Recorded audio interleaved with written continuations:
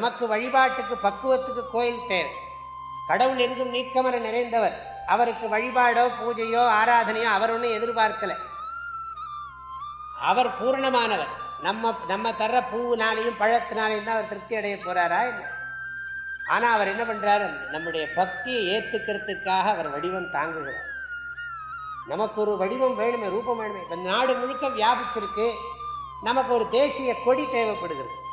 தேசிய கொடி தேவைப்படுறது. அது பீஸ் ஆஃப் கிளாத் நான் நினைக்கிறோம். அது இந்த தேசத்தையே சிம்பாலிஃபை பண்ணுறோம். அதனால அதை பார்த்து தாயின் மணிக்கொடி பாரி ரெஸ்பெக்ட் பண்ணுறோம், அதுக்கு மரியாதை காட்டு.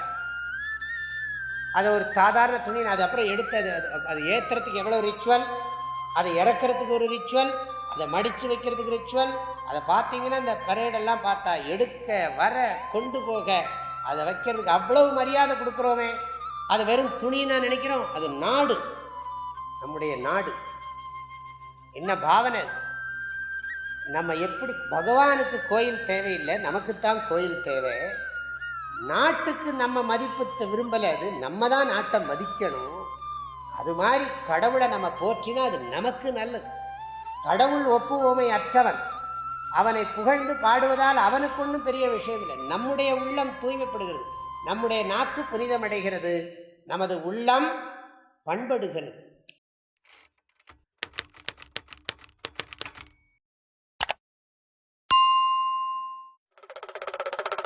வாழ்க வள்ளுவம், வளர்க மனிதநேயம்.